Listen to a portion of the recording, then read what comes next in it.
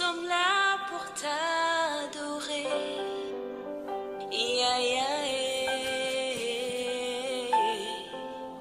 Ya, ya, eh.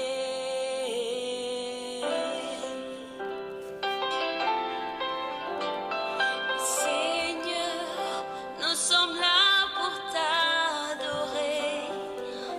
Ya, ya, eh. Ya, ya, eh.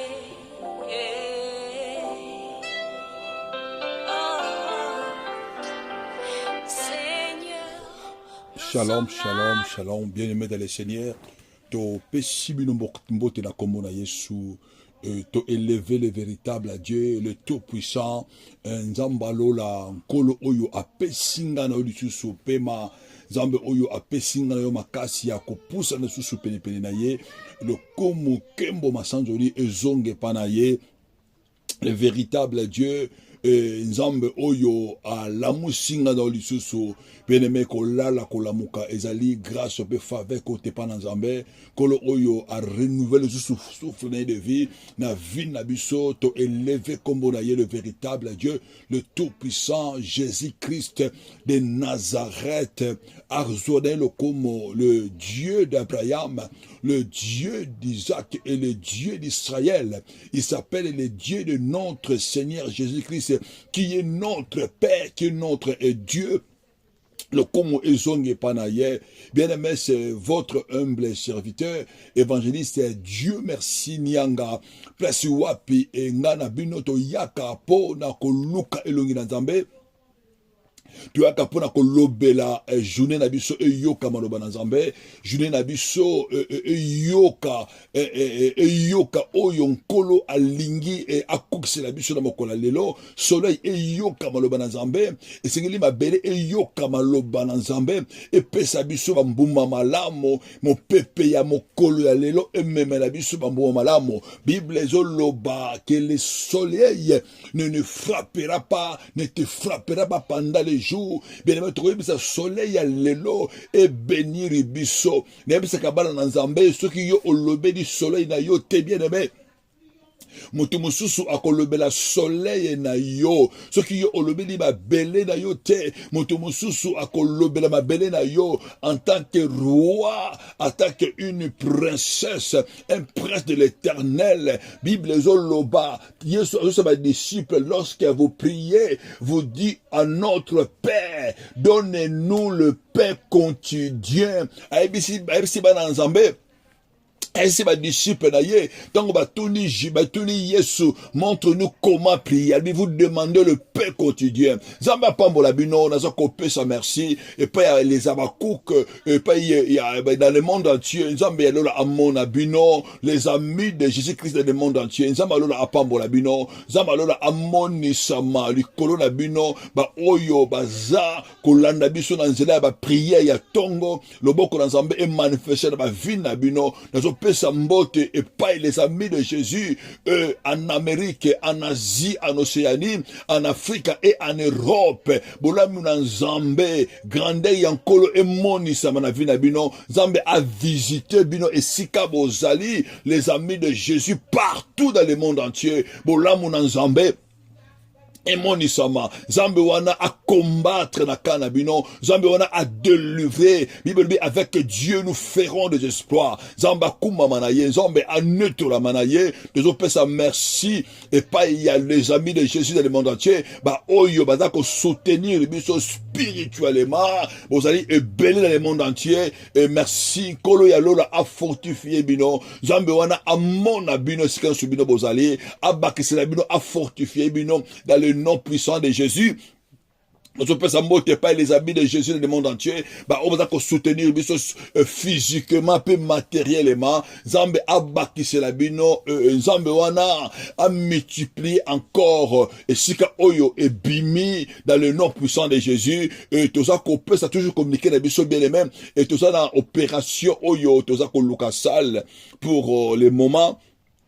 Et ça, oyo, tokobadako, bonde la, ça la prière dans la semaine, peu le dimanche, peu ba délivrance, nabiso, peu ba kirdam, ba tomingi, qui papa dit, quand est-ce qu'on va commencer la prière, quand est-ce que tu vas commencer à recevoir, bien aimé, Dieu nous a parlé, c'est le moment où vraiment, on va commencer à prier pour des gens, pour des cas, pour des situations, mais tout le cas, ça, et mon année déjà, bah, ça, les a déjà proposé, ils allaient ébélé, mais aussi, la finance, c'est to puta saluana et ceux qui sont esprit à convaincre yo participer bien aimé nzamba kozanga te ko bakisela yo nzamba kozanga te ko zongesela yo tu vas être une bénédiction pour na eve nzambe batu oyo bakobika na kati ya mosala tokosala. Et bien aimé, et que ça n'est pas molli pour na yo, nzambe akumama. Bien aimé, soit qu'on continue prière la biso ya matin, ou te bengi yango, la prière forte, la prière ya foi a une grande efficacité. Bien aimé, mané ko loba, et nzambe si ba disciple na ye, a si Jésus si ba ngoton bozo bonde la, bolo baka donne-nous le pain quotidien. Alobi lipa ya mokolo na mokolo, alobi lipa ya séjour, alobi bosi na kapanza mais lipa ya séjour, alobi lipa ya semaine été, alobi lipa ya mokolo na mokolo. Bien aimé, chaque jour la vie na yo, il y a quelque chose de spécial. Et bah tu y a ténèbres ba yebi yango. Les gens de ténèbres yebi que non chaque jour il y a des choses qui se passent. Et l'ingi pe yo en tant que l'enfant de la lumière, oye ba que chaque jour Nzambe abonsera quelque chose pour la vie na yo. Il y a beaucoup de choses qui ratent des choses parce qu'ils sont inconscients. Il y a un monde spirituel. Yézé si ba disciple la Bible ba Nzambe pesa biso lipa na mokolo.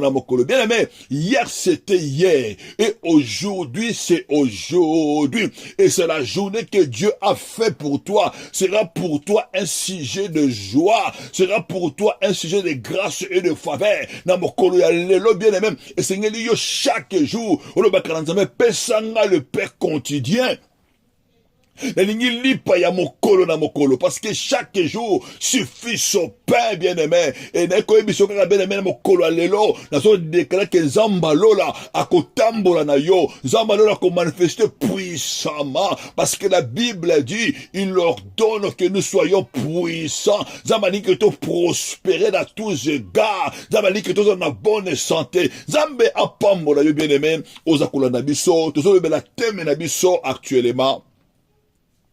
Oh, ils allaient précieux de se parler sur le combat spirituel. Et tu veux parler sur le combat spirituel. Bien aimé Seigneur, la vie chrétienne est d'abord une vie spirituelle. En réalité, bien aimé, vie chrétienne, et tant que parle d'un combat spirituel, ce n'est pas un combat, ce n'est pas une bataille physique, mais tant que tu parles d'un combat spirituel, c'est une bataille d'abord spirituelle. C'est une bataille entre la lumière et les ténèbres. Tant que tu parles d'un combat spirituel, c'est une bataille entre Dieu et Satan. Tant que tu parles spirituel, c'est une bataille entre la vie et la mort. Tant que tu parles d'un combat spirituel, c'est une bataille entre la bénédiction et la malédiction. Bien aimé, et là où il y a un combat, il y a toujours un adversaire, il y a toujours une opposition. Bien aimé, na combat, na vie spirituelle, c'est un Covid de combat. Mais c'est l'ingana oto yeba, na kanine o singeli tozala. Bien aimé, hier j'avais dit que bien aimé, nous sommes une nation, nous sommes des enfants de Dieu, nous sommes nés pour vaincre. Mais na lingi teme moko bien aimé, to partager les lots. Et c'est yo comprendre bien aimé. Dans la vie sur cette terre, dans où nous allons vivre, bien aimé, il y a aussi l'ennemi, les alliés qui se lèvent. Afin de ne pas donner l'avantage sur l'ennemi, bien aimé, tu ignorer misala ya Satan, tu veux que non, tant où nous vivre, il y a un ennemi qui est là. Mais Bible malgré leur présence dans toutes ces choses, malgré la incartation, mais biso tous en position na biso na kati ya royaume ya Nzambe bele metoko bimba pete to kolongwate biso to pona Jésus notre victoire biso to pona Jésus notre salut nous Jésus, notre délivrance. Bible dit, avec Jésus, nous ferons des exploits. Avec Jésus-Christ, nous écraserons les œuvres de l'ennemi. Mais les soutiens, mais les soutiens, ils allaient vaincre le séjour des morts. Et c'est qu'ils ont vaincre le séjour des morts. Parce que notre Seigneur Jésus, lui aussi, il a vécu le séjour des morts. Tozima lo bananzambe. Tozotanga na Lévitique chapitre 20, verset 6. Totangi na komona Yesu. Si quelqu'un s'adresse aux morts et aux esprits des morts pour se prostituer à eux, je tournerai ma face contre cet homme et je les retrancherai du milieu de son peuple.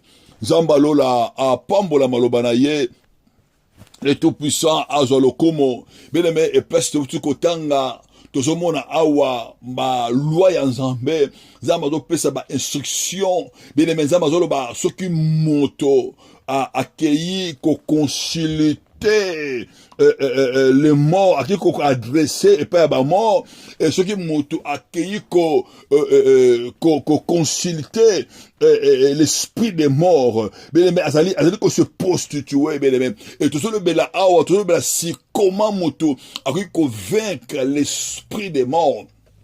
Bien-aimé, dans le monde, il y a ce qu'on appelle le séjour des morts, ou l'esprit des morts. Bien-aimé, tant que vous avez le séjour des morts, bien-aimé, ils allaient quand oyo satana avandaka, tant que vous avez le séjour des morts, ils allaient oyo esika oyo ennemi akangaka, ba ami yabato, ils allaient esika oyo ennemi avandaka, esika oyo diable atia ba force na ye, bien-aimé, c'est dans le séjour des morts. Bien-aimé, tout ça, même Jésus-Christ, Bible na mukanda na Ephésiens chapitre 4, Bible or que signifie Jésus-Christ, il a monté mais il est aussi descendu dans les régions inférieures. Mais les séjours des morts, ils allaient régions inférieures. Oh ezana sama bele, ezana mokili oyo tozana yango. Oyo tozomona bien aimé, mais eza aussi na monde moko oyo ezali invisible. Oyo monde wana tango mususu tozomona ngo te na miso bo moto boye, mais c'est un monde qui existe. C'est un monde oyo ezali spirituel et invisible. Na se ya mabele, esika oyo ennemi avandaka, esika oyo ennemi avandisa ba force na ye. Bien aimé, quand tozoloba na séjour de mort, séjour de mort esika oyo bato oyo kenda au-delà. Quand on parle de séjour des morts, la mort, c'est une passage, c'est un monde moko, mutu, azo passé, na séjour des morts parce que c'est la mort qui nous sépare bien aimé. Mutu azo kende la monde moko oyo ezali immatériel, monde ezali physique, séjour des morts ezali monde moko matérialité, ezali monde moko spirituel, ezali monde moko physique mais monde wana ezako exister. Bible zoloba dans le séjour des morts. Bien aimé, tokuta ta mususu batu oyo déjà si bakufa kala mais bakenda na séjour des morts. Bakenda ko vanda kuna. Mais pourquoi Nzambe za ko interdire biso? Azoba na mutu okoki jamais ko dresser na ba mort. Okoki jamais ko dresser na bas esprit des morts parce que bazobenga la mort ezali ba esprit bien aimé na bingina mekape ko talisa bana na Nzambe bien aimé tango biso bana Nzambe to kufaka to kendaka na sein d'Abraham tango biso to kufaka to kendaka na sein esika ya repos bien aimé esika oyo Yesu abongisi biso atanda tozela enlèvement que Jésus aya pour la Christ, mais il y a un endroit où va bengi séjour de mort, où ennemi avandaka, où batu mususu bakufa pe bavandaka na kati na place wana. Mais pourquoi la séjour de mort? Il a expliqué mutumoko pourquoi séjour de mort de la force. Il y a ennemi. ezali force ya Satan na kati ya séjour de mort, esika oyo ennemi aprisonna bato, esika oyo ennemi aprisonna ba ami ya bato, esika ennemi aprisonna ba richesse ya bato, esika akanga ba vie ya bato. Parce que quand on parle de séjour de mort, ben bezala bato mingi lelo oyo bakufa, mais bakufa physiquement, mais spirituellement bato wana baza ko travailler na séjour de mort. Bato wana bakufa ba avant heure. Bato wana bakufa avant temps na bango. Parce que séjour de mort, et yaka pona ko utiliser vie ya bato. Yaka pona ko sacrifier vie ya bato. Séjour de mort, yaka ko yiba oyo mutu bazana ngo. Bien mettant dans le ba cimetière. Et ça ba porte, tam su ya séjour de mort. Ba porte séjour de mort, ba place ebele. Oyo ko permettre mutu à kota na contact ou bien mutu kota na communion na séjour de mort. Batu ebele lelo oyo bien ba kufa oyo ba kufa, mais ba kufa physiquement, mais spirituellement amena bango et kenda ko travailler na séjour de mort. Et peste wutu ko tanga nzambe azoloba na maloba na ye, nzambe za ko interdire biso bana na nzambe. Nzambe lobi et mutu oya ko se lever pour na ko s'adresser na kufa na mort au mort. Et mutu a ko se lever ou a ko se laisser aux esprits de mort. Bible lui va bengi prostitué. Nzambe lobi na ko tourner face na contre mutu wana. Après na ko retrancher mutu wana parmi les vivants. Na ko yeba na ko longola ye Bible nzambe lobi na ko frapper mutu wana. Mutu oyo a ko dresser na mort. Mutu oyo a ko consulter les esprits de mort. Nzambe lobi na ko retrancher mutu wana. Nzambe lobi na ko rejeter, na ko détourner le kulboso ya mutu wana. Pourquoi bien aimé? Parce que le séjour des morts, c'est-à-dire esika oyo ennemi avandaka. C'est-à-dire quand opératoire ya ennemi, esika ba force ya ennemi evandaka, esika bato mingi ya ténèbres bakena ko s'appuyer, bakena ko se ressources pour ba force na bango. Esika vie ya bato ebele ekendaka na sacrifice na séjour de mort.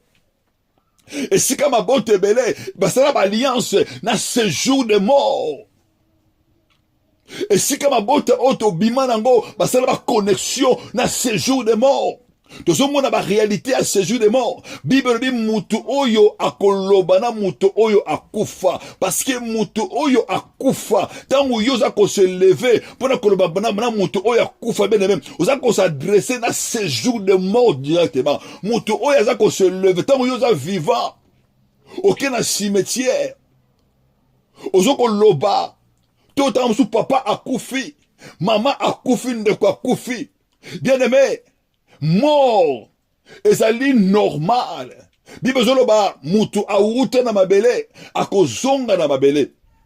Mais tant que mutu ko se lever, pour la kubana ko s'adresser na mort. Tant que mutu a koufi, bien aimé, oza ko dresser na ye, oza ko dresser pour la mutu oyo yo oyebite. Oza ko dresser directement na mort. Oza ko dresser na esprit à mort. Parce que esika oyo tant yo ko dresser na mutu ya kufa. Bien aimé, vie na ye et âme na ye eza susu pas parmi les vivants, mais âme na ye et que na séjour de mort. Donc mutu oza ko se dresser na oza ko dresser pas ya mutu ya kufa, mutu oza ko dresser directement na séjour de mort. Mais Bible besoin de Jésus-Christ nous a délivrés de la séjour de mort. Tout ce monde a la réalité vie à batu mingi et baby lelo.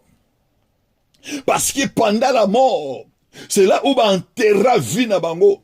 Pendant la mort, suite il y a ignorance, suite il y a cérémonie, oh y a bango et kenda, oh y a bango et tekama. Bien aimé, na vie autosanango, il y a ce qu'on appelle le combat spirituel. Bien aimé, ça va tout mingi bazo vivre lelo, bato mingi ozo mona bango boye. Bato mingi bazo tambola pour bazo ba poste. Bien aimé, bazo ba poste, mais à contact avec ce jour de mort.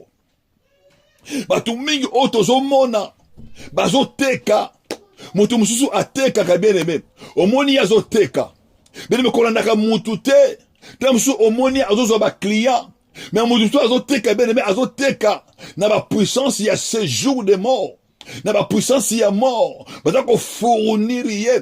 Bien parce que mutu oyo akufi sans délai na ye. Parce que séjour de mort ou esprit ya de mort et yaka ko boma mutu 100 ans oyo zama pesi ye akufa. Ta sa akoki satana ye sur cette terre. Ezana batu ebele le bakufa. Et c'est qu'il va couper à 80 ans. Et c'est qu'il va couper à 100 ans. Mais ennemi a boma bango terme sous na 40 ans. Ça veut dire que 60 ans au etikali a que ne servir yango dans ces jours de mort. A que ne travailler pour dans ces jours de mort. Son esprit, son âme, ce qui a yeba kinzambete, mais esprit na ye est comme esclave. Esprit na ye est bani ko travailler. Esprit na ye ils ont travaillé dans le monde des ténèbres. Esprit na ye est comme âme na ye est comme qu'on travaillait bien même. Tout ça monde et ben tango ye a ko kende maintenant a sala ba incartation a zo ba kisi pour à vivre bien dans mon kili oyo. Mais tout le monde a mutu na ba esprit oyo wana ekenda. Mais esprit oyo ekenda dans ces jours de mort. Mais esprit wana e bana ko ya maintenant pour na ko travailler pour na batu oyo baza vivant. Mutu si akufa na ye mais ces jours de mort est comme si il est prisonnier. Ma commune en zambezo bana biso. Jésus azo bana Ephésiens 9. Alobi il est monté, sinon il est aussi descendu dans les régions inférieures de la terre. C'est pourquoi il est dit, étant monté en haut, il a amené les captifs et il a fait des hommes et des dons. Bien aimé, Bible Zoroba, tangu Yesu akendaki na croix, tangu Yesu akotaki na sépulcre, les 3 jours où Yesu asalaki na sépulcre, Yesu akendaki qu'on libérait les captifs. Dans ces jours de mort, il y avait des captifs qui étaient là. Il y avait les captifs qui étaient dans les séjours de mort. Mais Jésus-Christ a kendaki ko délivrer bango. Bien aimé, même tant que mona na kata séjour de mort, il y avait des gens qui étaient là. Il était parti pour séparer ces gens. Il n'est que séparer batuana que ba kende na séjour de repos, ba kende na d'Abraham, ba longo na ya captivité ya ennemi. Bien aimé, c'est pourquoi, bien aimé, ils ont battu mususu baza dans séjour de mort et pas ya ennemi. Mais battu oyo wana baza séjour de mort, ba yeba ki nzambete. Bien aimé, mutu soki azana kata séjour de mort. Même si bo bonde li pona ye, même si bo sali la prière pour azana délivrer, mutu wana ko c'est pour azana délivrer parce que pendant qu'il était encore vivant, il ne connaissait pas Dieu. Bien aimé, battu mingi le lo vive vina bango e kangama na séjour de mort. Vina bango e vanda na kati ya ba cimetière, ba kanga destiné na bango, ba vande la destinée na bango parce que il y a des gens qui ont fait des alliances avec la mort. Bible ba l'alliance avec la mort sera brisée et les partent avec les séjours de mort ne subsistera pas parce que il y a des gens bien aimés oyo basala alliance bango basali po ba yiba kaka oya bato. Bien aimé, ça bato mususu to mona ke ba mutu mususu yozo mona alingi mwasi. Mais alingi mwasi on a normalité. Alingi mwasi on a par l'esprit. Mutu mususu mona alingi pe mobali. Mais alingi mobali on a par l'esprit. Zana bato mingi bazo vivre le bien aimé. Mutu mususu ozo mona ye azo mata. Azo simba mbongo. Azo kene liboso. Ba faire na ye ezo kende. Bien parce que azako consulter ba esprit de mort. Esprit de mort. Ezako communiquer ye o esengeli asala. Esprit de mort. Ezo pesa ye ba instruction.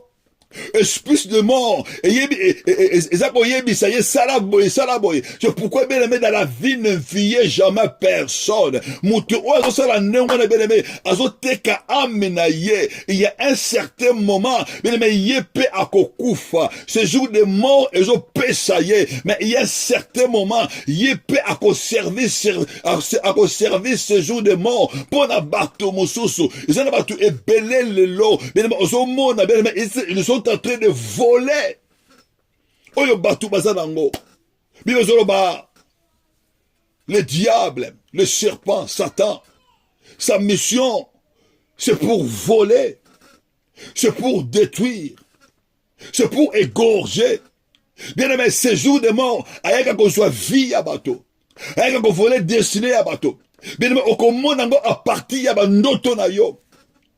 Tango yo zolala, zana batu ebele, soit disant baza ba chrétien, soit déjà ba sambelaka, mais na bandoto na ye bien aimé, na vie na ye, amona kaka azana batu ba kufa. Amona kaka azotamwa na batu ba kufa. Bien aimé, ezana batu ebele à vivre ka, mais vie na ye ezana séjour de mort, vie na ye ekundama, destinée na ye ekundama, mais vie na ye ekenda mosika. Bien mais tozo mona bible zo ba ye moma Saoul Dieu l'a frappé parce que il est akenda qui consultait une femme, et cette femme il invoquait les morts. Tant une femme wana a invoqué mort, Bibolobi, prophète Saoul abimi. Et prophète Saoul abimi. Ayebisi, mais pourquoi tu es en train de me troubler? Saoul ayebisi. Prophète Samuel. Nous avons besoin que Olobelangaï. Mais si c'était interdit, que Moutokoki jamais, qu'on invoquer les esprits des morts. Et ça n'a pas tout mingi le bien aimé, vina bango, ba mona kaka bato ba kufa, tango femme oyo a invoqué la vie de Samuel, le prophète Samuel. Saoul a ébissé, invoqué l'engaï Samuel. Bengelanga Samuel. Et cette femme, elle est partie réveiller prophète Samuel et Sikazalaki. Il y a aussi beaucoup de gens, lelo. Yo au vivre laka. Yo au tambo laka. Mais na bandoto na yo bien aimé. Au mona kaka osana batu bakufa. Au mona kaka do tambo na koko oya kufa. Otamona maman oya kufa. Bien aimé, tu peux poser des questions. Mais pourquoi toi tu es vivant, mais tu es toujours avec les morts, tu es toujours avec les gens décédés. Bien aimé, ça veut dire il y a une alliance. Et sur la vie na yo bien aimé, il y a beaucoup de choses qui ne marchent pas. Sur la vie na yo, makambo etambo la kamala mouté. Bien aimé, j'avais prié pour une dame. Et cette dame a dit, papa, ceux qui ont avortement, il fait des avortements chaque fois dans la vie naïe. Mais ceux qui ont juizemi, na butu naïe, ceux qui ont loti, batu bakufa, na tongo nango, aibida kino, ndoto na loti, na kosala avortement. Faut avorter.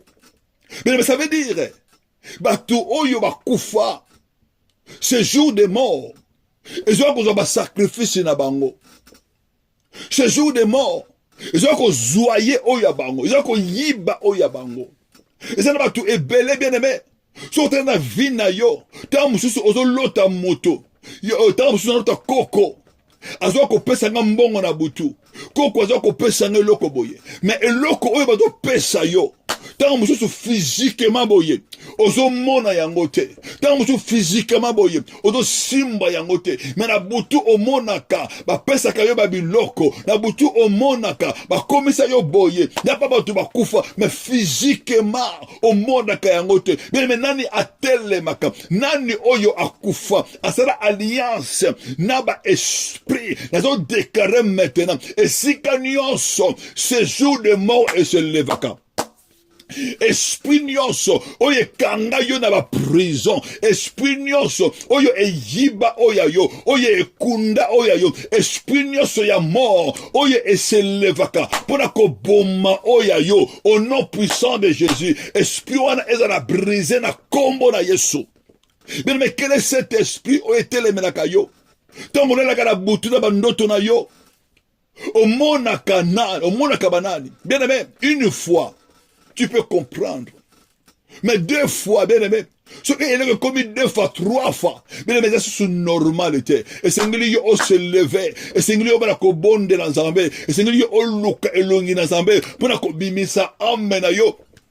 Na kati ya prison, Bible zoloba, l'esprit du Seigneur est sur moi parce que il m'a pour annoncer la bonne nouvelle. Il m'a envoyé pour guérir les cœurs brisés. Il m'a envoyé pour délivrer les captifs. Ça c'est Jésus qui parle. Yesu ayaki pour délivrer ma captif. Ma captif oyo vina bango et kangama na ba prison. Oyo vina bango et kangama na ba chaîne ya prison. Bien aimé, tu peux prier, tu peux aller à l'église, mais bien aimé qu'on prie qu'à te pour la fantaisie, qu'on prie qu'à pour la plaisirité. Et c'est qu'on prie bien aimé, vina yo est à la délivrer. Quand tu pries bien aimé, et c'est que les vina yo, au monde à gloire yanzambe. Jésus azoloba, je suis venu pour délivrer mes captifs. Nani akanga dessiné na yo, nani akunda dessiné na yo. Tozo mona mabota et belé bien aimé, na moment ya décès. Bazo ibi sabato, boke no koloba, boke no koloba, boke no kopesa mbote ya suka. Bien aimé, c'est l'abomination. Yes, on va laisser les morts, enterrer les morts. Mais toi, va annoncer la bonne nouvelle. Batumingi vina bango et kundama. Nanzela ba décès. Maman a koufi. Bien aimé, c'est normal. Ça fait pitié. Même Jésus-Christ, il a pleuré quand Lazare était mort. Parce que Jésus, il aimait Lazare. Mais Jésus-Christ n'a pas été là-bas pour parler, pour communiquer, pour dire au Lazare, pour appeler ce Lazare mbota souka, batu ebelem vina bango kenda. On avait prié pour un papa. Akenaki na mboka pour la komona tombo ya papa na ye. Bien aimé, na retour na ye, makamtu e kangama. Tanga zongi na poto. Il n'y a rien qui marchait. Mais c'est là tout est kangama. Bien aimé, quand on a commencé à prier, on a compris que tango akendaki na mboka. Et si ka papa na ye akufaki. Et chef de famille a obligé ye et sengeli aloba na cimetière. Ye peut tellement ignorance, aveuglement. Bien aimé, abandi ko loba. Abandi ko bimisema loba na cimetière.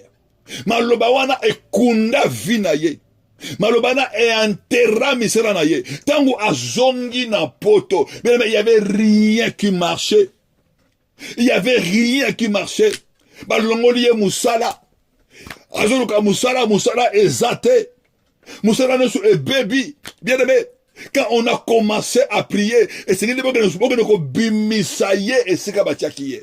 Mais maintenant, il enterra dessiné na yo. Nani enterra vie na yo. Nani azoko combattre. Quel est cet esprit de mort? O ezako telema. Pour ba ko combattre destiné na yo. Pour ba ko combattre vie ya bana na yo. Esprit ni ezako se lever maintenant. Oye kunda oya yo. Oye eboyi yo o vivre. Esprit ni ezako se lever.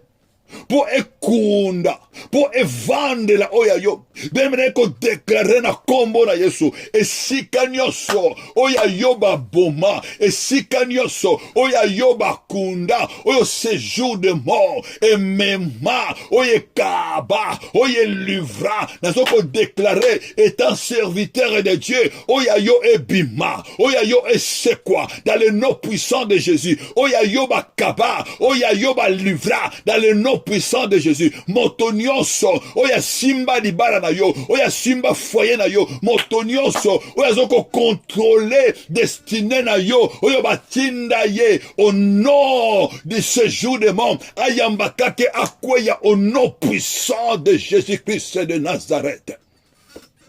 Nani bazotinda, nani zako se lever, Nani akunda aboma misala maboko na yo. Ce jour de mort nini oyo e décidé le bake yo na vina yo okotombo la susu mutute. Oh bien-aimé, n'est qu'au déclarer que soit sirène des eaux, que soit l'esprit des morts, que soit la mort. Oyo e boma oya yo. Bible zoloba, notre Dieu il s'appelle la vie. Il y avait un moment, il y avait des femmes, qui na cimetière, et si bakundati Yesu, qui koluka kori ya Jésus, d'entre na kati ya cimetière, na kati ya tombe, na kati ya grotte. Bible le bitango bakeyi, Jésus n'était pas là. Bakuti que les anges. Babisi bango, pourquoi cherchez-vous?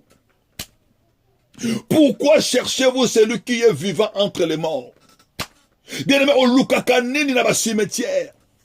Pourquoi cherchez-vous celui qui est vivant? Bien-aimé, quoi noseyo? Bien-aimé, Bouddha a séquaté. Quels que soient les hommes de Dieu puissants sur cette terre, Bazana Katia tombe na bango.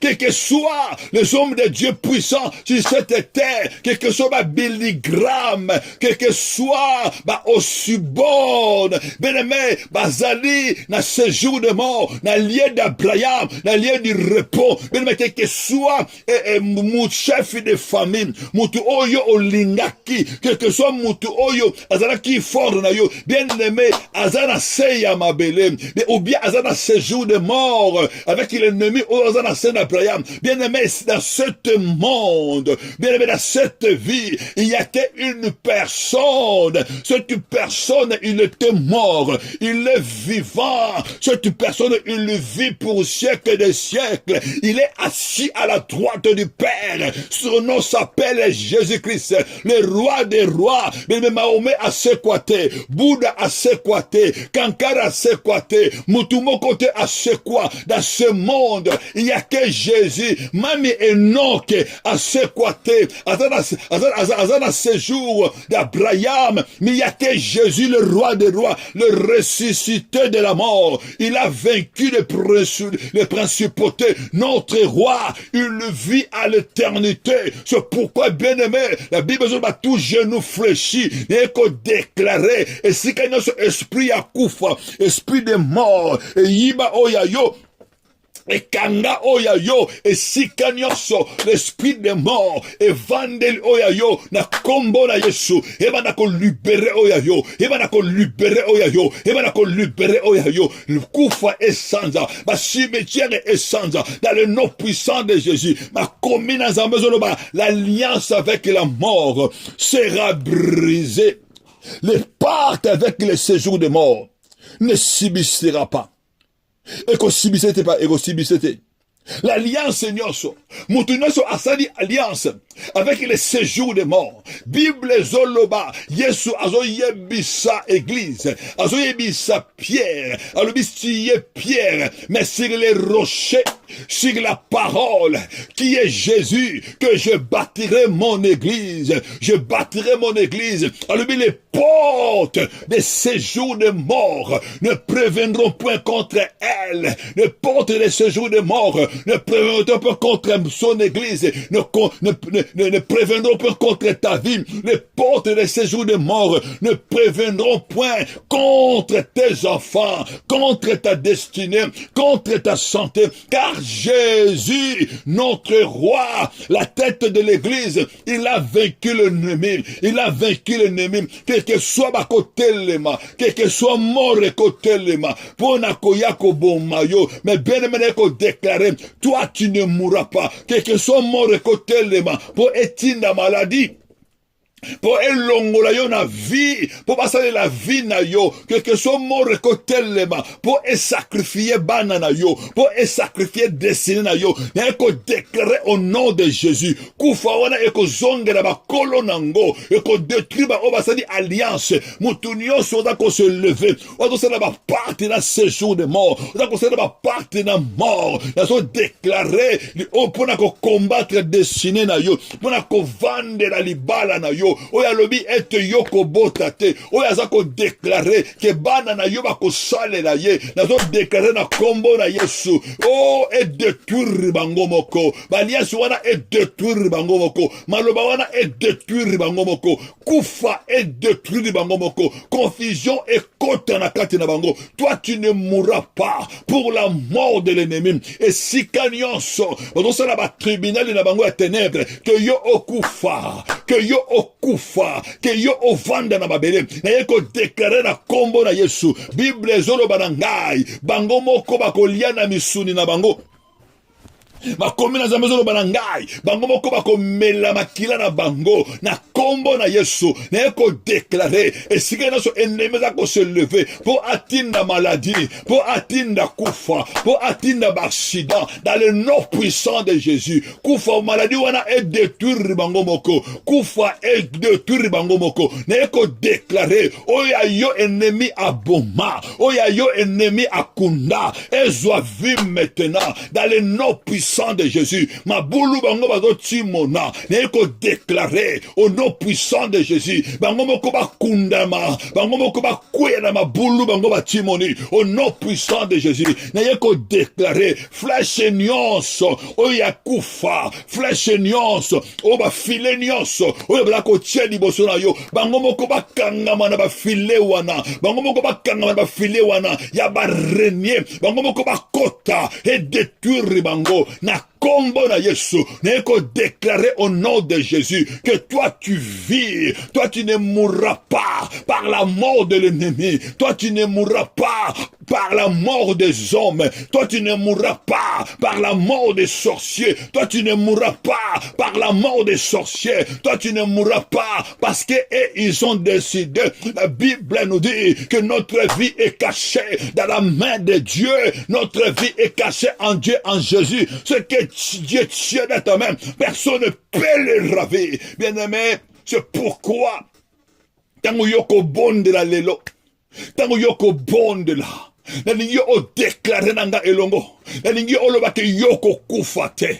Toi tu ne mourras pas tango yoko bonde la elelo esengeli yo o vivre vie oyo nkolo apesa yo esengeli yo o déclarer oyo nyonso ya yo bakanga oyo nyonso yo ekundama ezwa vie et c'est quoi dans le nom puissant de Jésus. C'est pourquoi bien aimé esika kaka yo ozali banako préparer motema na yo esika kaka yo ozali banako se disposer motema pour to lingi to bonde la to lingi to bonde la nzambe to kota la prière forte na biso banaka ko élever le nom puissant de Jésus banaka ko élever le roi des rois banaka ko élever le véritable Dieu au nom puissant de Jésus-Christ banaka ko bonde la nzambe. Bien-aimé, ozobonde nanga elongo na kombo na Yesu au nom puissant de Jésus. Ozokokumisa nkolo ozobonde nanga elongo élève le nom puissant de Jésus, élève le nom puissant de Jésus. Ozobonde la bokonzi na kombo na Yesu. Yesu ngana tomboliyo, Yesu ngana tomboliyo likolo na nyonso Zambe mokote azalo kolayo Zambe mokote akokani na yo na likolo penase na mabele au nom puissant de Jésus. Ozotombola Jésus, ozotombola le roi des rois na kombo na Yesu. Bene mozo bonde nanga elongo na kombo na Yesu. Bene mozo bonde la ozo bonde nanga elongo élevez Jésus, élevez le véritable Dieu. Ozo bonde la kolom na kombo na Yesu. Ozo tombo la Jésus likolo ya ba esprit de mort. Ozo tombo la Jésus likolo ya séjour de mort. Lingo bonde la kolo bene bonde nanga elongo na kombo na Yesu. Bene me bonde la ozo ko élever Jésus likolo esprit ancestral oyo ekufa esprit ya bakoko oyo ekufa oyo bambilibote invokaka oyo basante bavokaka oyo batu bamvokaka oza koeleve Jésus nani ko combattre yo nani asapuyaka na ba esprit ancestral nani asapuyaka na ba esprit de mort bato oyo bakufa po ba memele biloko po ba yiba vina yo po ba combattre vina yo ozobondela nkolo ozobondela mokonji na kombo na Yesu bien-aimé ozobondela notre Dieu il s'appelle Jésus, il est vivant. notre Dieu, il s'appelle le Tout-Puissant, le ressuscité du troisième jour, le roi des rois. Nous avons élevé Jésus, nous avons sungana tombolio, nous avons tombola yo, nous avons combat ya vinangai, nous avons tombola yo, nous avons bataille ya destinée nangai, nous avons tombola yo, nous avons bataille, nous avons défi ya vinangai, nous avons demandé l'encolo, nous avons demandé la mokonji, élevé le nom de Christ, nous avons bataille ya vina yo, ya santé na yo, nous avons bataille ya destinée, ya activité na yo, banako tombola Yesu, le ba Yesu ngana tombolio, le kolo ya séjour de mort, Yesu ngana tombolio.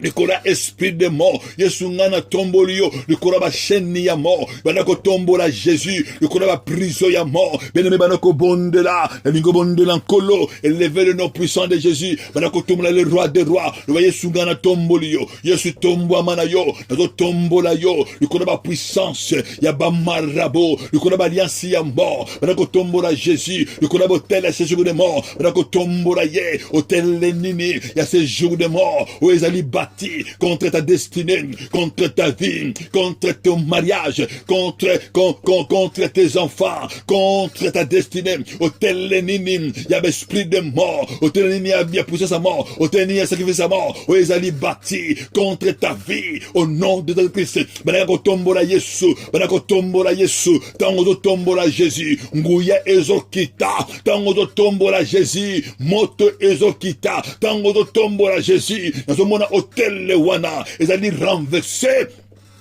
Tango tombola Jésus, nazo mona kituana, ezo bukana, banako tombola Jésus, banako tombola les rois des rois, les véritables dieux, tombola Jésus, le kolaba hôtel, il y a séjour de mort, où ils allaient battre dans les bottes à papa, où ils allaient battre dans les bottes à maman, hôtel et non sur la restauration, au monde de l'encolo, au monde de la mokonji, au monde de la elongo, na kombo na Yesu, au nom puissant de Jésus, au nom puissant de Jésus, aux accords élevé Yesu, le ba Yesu na tombolio, na tombolio, le kolaba sacrifice, il y a ces jours de mort, le tombo na mokonji, le tombo le roi de roi, benemo zobondela, nani asala balias, na ces jours de mort, o ya loba, que yo, okobalate, nana loba que yo ko servi nzambete, nani aloba yo ko matate, nani asala balias, nani ateka, nani akapa, na kombo na Yesu, na kotombo na Jésus, élevez le nom puissant du roi des rois, élevez le nom puissant, élevez le tombo de Jésus, na kotombo na Jésus, na kotombo na Jésus, tombo la kombo na ye, na kotombo la ye, le kolaba autorité, ya monde saisi de Jésus de mort, na kotombo la ye, le kolaba principauté, na kotombo la Yesu, na kotombo la ye, le kolaba dominateur, le kolaba dominatrice, ya ce jour de mort, we ba se le vaka, nani akenda, na ba cimetière, na kombo na yo, nani akenda, na ba cimetière, na kombo ya couple na yo, na kombo ya banana yo, bene mo monde na kolo, na ko élever Jésus, le ba Yesu na tomboli yo. Na tombolio, le club adversaire nangai, na tombolio, le club opposé à vinangai, ou ba kenda na vinangai, ou ba se levaka, ou ba pesa kaba cimetière, ou ba pesa kaba offrande, na séjour de mort contre ma destinée, ou ba toko lukanga na kufa, ou ba lukanga na vana na mabele, ou ba lukanga na vizina sekwa, bena mo de nzambe, bana komonde na nkolo, ou toko lever kaka Jésus, le ba Jésus Christ, na tombolio, le roi des rois tomboama, le tout puissant tomboama, le véritable Dieu, bana ko tombola Jésus. Bene tombola Yesu, le Yesu ngana tomboli yo, tango zo tombola Yesu, oya yo ekufa ezo sekwa, tango zo tombola Yesu, bene zo mona, esika ba boma matrice na yo, tango yo tombola Yesu, esika ba boma ba trompe na yo, esika ba sana ba trompe na yo, mais tango zo bondola Yesu, na zo mona, il y a une transformation, na zo mona une guérison, na zo mona une nouvelle chose, na zo mona une nouvelle chose, nous avons une restauration, nous avons la guérison, mais simba di bumunayo, nous avons des nankolo, nous avons mokonji, nous avons des elongo, na kombo na Yesu, nous avons des nzambe, nous avons nankolo, nani a sacrifié, destiné nanga, nani a sacrifié, misala maboko nanga, ministère oya yo, nani a sacrifié yango, nani a boyi yo, au servir nzambe, nani a kunda yo, nani a kunda destiné na yo, nani a kunda mbongo na yo, na kombo na Yesu. Ozomonde nanga elongo la kueleve Jésus ozotombola le roi des rois ozotombola le tout puissant na kombo na Yesu benne ozomonde na nkolo ozomonde na mokonji au nom puissant de Christ au nom de Christ ozosenga mawana nzambe ozobela mawana nkolo likolo ya vina yo ozoloba Jésus mawana yo ekita na bomoi nanga senga mawana nzambe makumena na mbezoloba le main de l'Éternel ne sont pas trop courtes pour nous bénir mais ce sont nos péchés ni ses oreilles pour nous attendre. Mais ce sont nos péchés qui mettent les barrières. Ce sont nos péchés qui empêchent à Dieu d'agir dans notre vie, d'agir dans notre destinée. Bien nous obondons dans kolo. Seigneur mawana nzambe, loba mon Dieu et mon roi. Et na sama kolo na yo. Loba nan kolo. Dans la montée manangai. Dans la vie nangai. Loba nan kolo. Dans la eseli nangai. Loba nan nzambe. Na yeli boso na yo. Je péchais contre toi. Je péchais contre ta parole. Bible zoloba. David et Ebisi, prophète Nathan. Alors je péchais contre l'Éternel. David a dit pour Nathan, je péchais contre mon Dieu. Il m'a dit lama wananzambe, lobanan kolo, kina sama konanzambe, oyebini yo osalaki, bien me oyebini yo okometaki, libosonan kolo na yo, lobanzambe. Je suis infidèle. Je n'ai pas obéi à ta voix. Je n'ai pas obéi au vœu que je veux faire. Le bananzambe yo kelanga mawa. Yo senga wananzambe. Senga wananzambe. Tant que je suis bien aimé, yo ba kinanzambe ko sala ve moko. Yo sala ki ve et pas yanzambe. Mais tu n'as pas obéi. Yo le bananzambe mawana yo ekita. Likoro ya vinanga. Le bananzambe mawana yo ekita. Mon Dieu et mon roi. Ne kolele pana yo. Na si atrone na yo. Papa yo kelanga mawa. Nini oyo ngana lobaki. Papa na sala ki yangote. Papa yo kilanga mawa maona kita na vinanga na wuta na libote ya maben libote ya masomo na wuta na libote ya mpedicité libote onga na wuti nango libote ba idolâtrie libote onga na bote nango libote ya sorcellerie. Mon Dieu et mon roi na sama kolona yo Jésus de Nazareth maona yo ekita maona yo ekita maona ekita maona yo ekita. Mon Dieu et mon roi ne kolele pana yo senga mawe pana nzambe lo banan kolo maona yo ekita zameta la motema mananga ne koso motema mananga. Bible zoloba ne déchirez pas vos habits mais déchirez vos cœurs de la présence de l'Éternel. Le banan kolo tana motema mananga yo kelanga mawa nazali mutu ya kanda nazali mutu ya kotonga lo banan zambe. Je vais pas transformer ma vie, changer ma vie. Nazali mutu lo kuta nazali mutu ya haine bile mazo senga mawa nzambe lo banan kolo yo kila yo mawa lo lengeni lo tamuza ki vina yo beneme. Bible zoloba c'est que Dieu veut de nous, c'est la sanctification, c'est la sanctification. Ozoloba na nzambe maona kitana vinanga na tambula kina ekobo lela maona nzambe bien le kobo l'impudicité et ce qu'on méritait koufa mais yekwe na sama kona nzambe le ba Yesu transformer ngai Yesu changer ngai na ye epana yo kelanga mawa donne-moi un cœur pur cœur ya bato saka yo cœur o nzambe bato basala kayo lo bana nzambe lele pana nzambe lela pona bana oya yo lela pona libota oya yo bien bezo bonde na nzambe. Bible zoloba Job bane ko pesa ba sacrifice pona bana oya ye lo bana nzambe ne kolela mawana yo pona bana na ngai pona mwasi oya yo pona mobali oya yo. Mon Dieu et mon roi mawana yo ekita pona mwasi na ngai na sobonde na nkolo mawana yo ekita pona bana na ngai na sobonde na nzambe au nom puissant de Christ nous senga mawa benne mo na nzambe ozolo bana makila zo on évoque les de Christ ozoko invoquer makila bana ko belela makila le sang puissant de Jésus. Évoquez les sangs de Jésus-Christ. Les sangs de Jésus, les sangs de Jésus, les sangs de l'agneau, les sangs s'attachent, les sangs sans défaut, les sangs du rachat, les sangs de l'esprit éternel.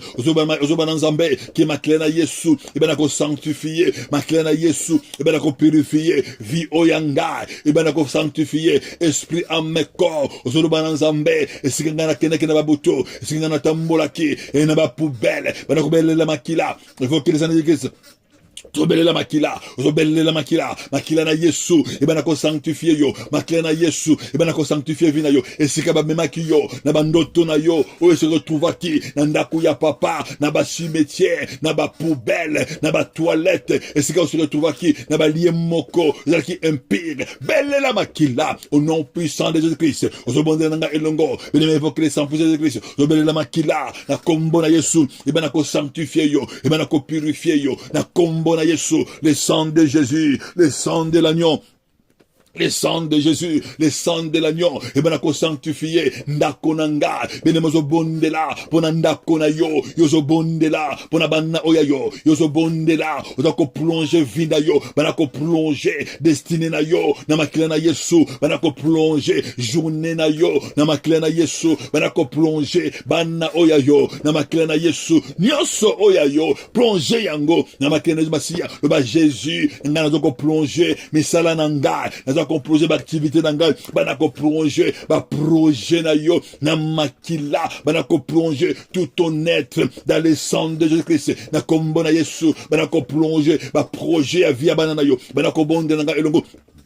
Bien-aimés au bon de là, na combo la Yesu, au nom puissant de Jésus, na combo la Yesu, que le sang de Jésus-Christ, une onde de ma journée, na composé journée na yo, na makina na Yesu Masia, je plonge ma journée dans le sang de Jésus-Christ, bien-aimés au bon de là, elongo, banako le Saint-Esprit, Saint-Esprit de Dieu, mon limon en Zambé, au Saint-Esprit, nani wana, amem ma vinanga, nani wana, mon limon en Zambé, quel est cet esprit, oye c'est le vaka, alliance nini, oye basala na vinanga, nana sala alliance, na ce jour de mort, oh ya bomba de Sénégal, pendant qu'on combat de Sénégal, nania telemaka, esprit de telemaka, pendant qu'on combattre.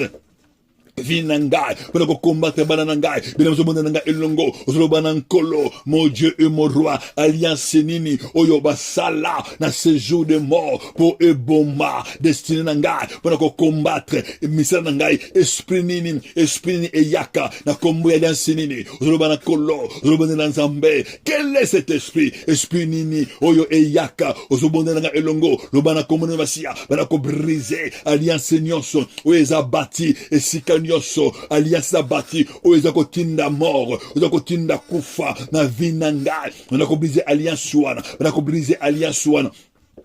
Combo na Yesu, oso bonda nga elongo, banako bonda na mokonji, oso déclarer alliance nyonso, oyo kotinda kufa, alliance nyonso, oyo ko bomba, alliance nyonso, oyo ko empêcher ki ngana avancer, banako briser alliance wana, alliance nyonso, oyo ko empêcher ki ngana tombola moto, banako briser yango, banako briser alliance avec la mort, sera brisé, le pacte avec les séjours de mort ne subissera pas, oyo ko briser toute alliance maléfique, oyo bonda na kolo, na kombo na Yesu, banako briser toute alliance maléfique.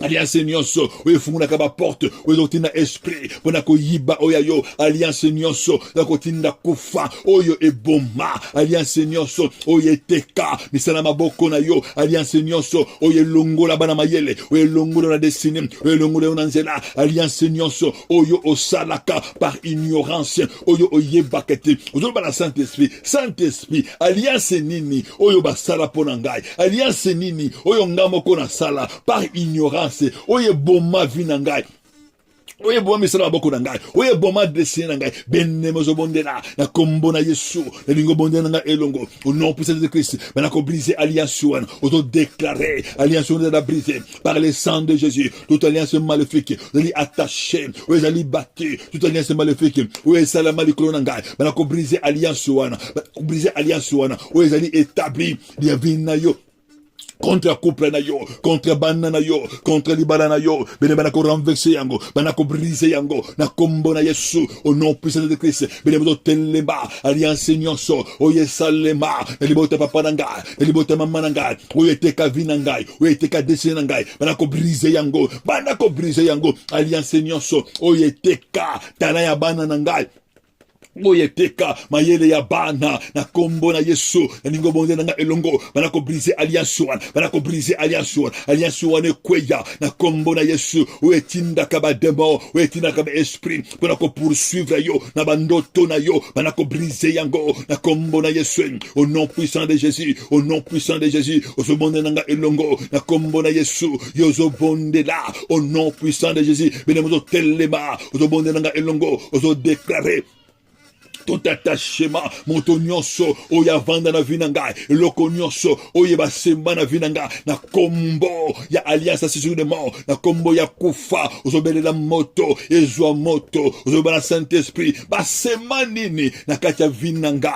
na katia via banananga, na katanda konanga, baseme loko nini, nani asema, eloko na vinanga, na kombo à ce jour de mort, oye eboma, oyo elongola, nani alatisanga ba masque, ya ce jour de mort, pongana balate, pongana matate, nani amatsangai, alatisangai, bambilamba, ya ce jour de mort, osobele la moto nanzambe, évoque le fait, osobele la moto, na kombo na Yesu, belle la moto, etumba yango, banako brisé, banako brisé, et l'okonyo so balatisanga, ou evanando tonanga, et ça évacué dans le feu de l'éternel, banako déraciner yango.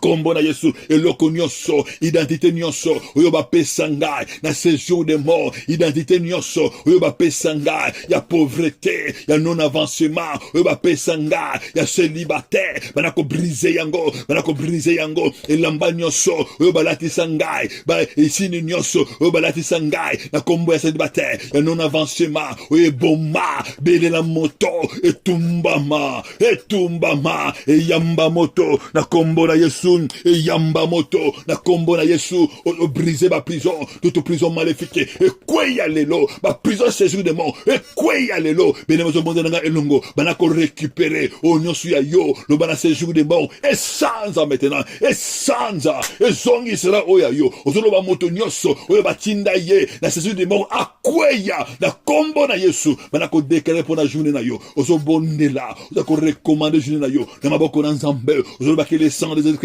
et protéger journée nanga, o zolo ba na nzambe vie et kota, na kombo na Yesu.